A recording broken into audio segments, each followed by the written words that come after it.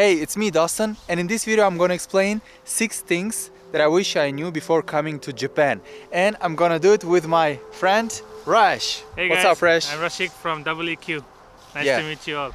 Yeah, he's gonna also Three explain things. his 3 things that he knew before coming to Japan because he's my senpai, senior, and he knows more. How long you've been So I've living been in Japan. This is my 5th year running. I just graduated. I'm doing a full-time job now. So 5 years in Japan, so I can share a lot more, I think. Yeah. Let's start with first one. Okay. So the first thing that actually surprised me a lot coming from a country like Bangladesh is the ATMs. So ATMs in Japan are not 24 hours, which is surprising, right? Japan being so technologically advanced, you would think that their ATMs will be 24 hours. For me in Bangladesh, even we had ATMs that were 24 hours open, but in Japan they're not. But there's a way around this. They have convenience stores where you can withdraw money, but there's a catch. If you withdraw money from the bank, it's free. From your own bank, you don't need to pay any fee. But for the convenience stores, even though they're open more than, I think, 24 hours, like at night you can withdraw money. But there's a certain period in the night time where you can't. But the time when you withdraw money from convenience stores, they take a charge of around 100 or 200 yen, depending on the amount of money you withdraw. So that is really a bad point of being in Japan and getting surprised, like 24 hours ATM. It's ATM means anytime money, but in Japan you don't get it. So the second thing that really surprised me in Japan was that Japanese people don't speak basic English that well, and you don't get English instructions wherever you go.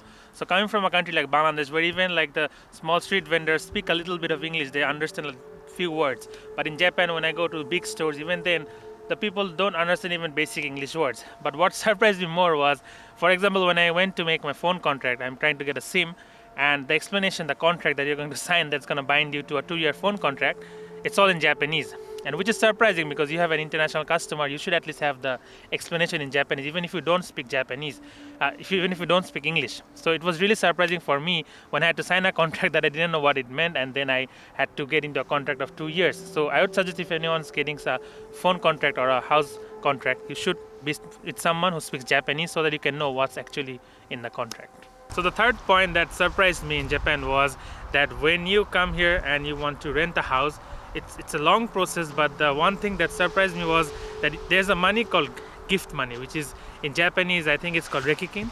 So basically it is, if you want to rent a house in Japan and you go to a real estate agency, you have the money for the real estate agency, you have the security deposit, and you have all your other money. But one money that really surprised me is rekikin, which is a gift money that you give to the owner, which is a tradition, and you don't get that back. For example, the money for the agency goes to the agency, security deposit, they will use it to cover damages, but the gift money, it's gone. You don't get it. It's for the owner and it's a gift for them. So that really surprised me, and that increases the cost when you rent a house in Japan.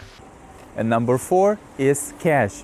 And cash is king in Japan because even though they're a developed country, but somehow some places still don't accept credit cards, especially if you're a foreigner, if you have international visa or something.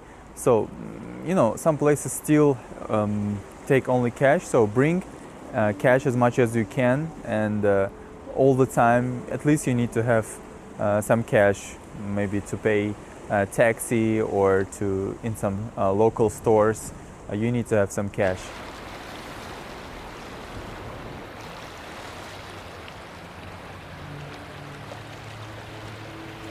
If you're a student in Japan and you want to work, so they call it arubaito, which is part-time work, you need to have a resident card and a student visa. And also you need to apply for working permit.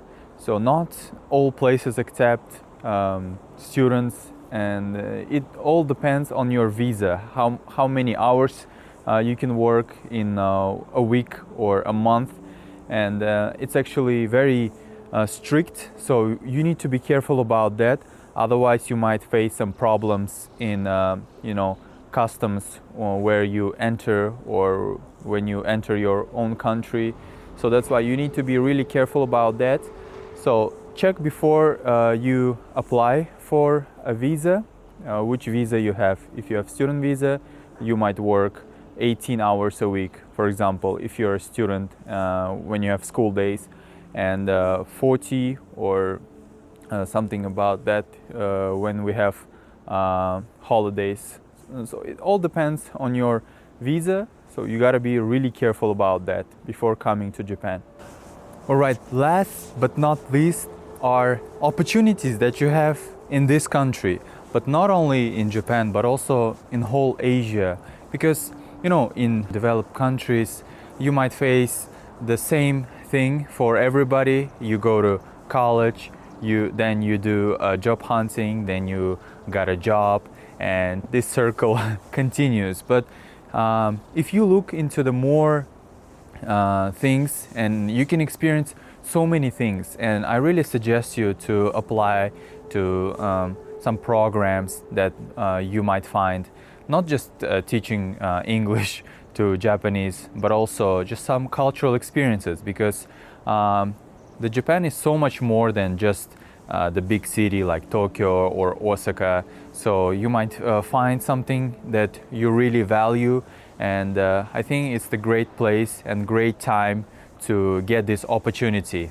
And that's it for this video. I hope you enjoyed this type of content with my friend Rash. Please subscribe to him. Go to the description below where I put link to his channel where he uploads videos about Japan as well, and about foreigners and immigrants.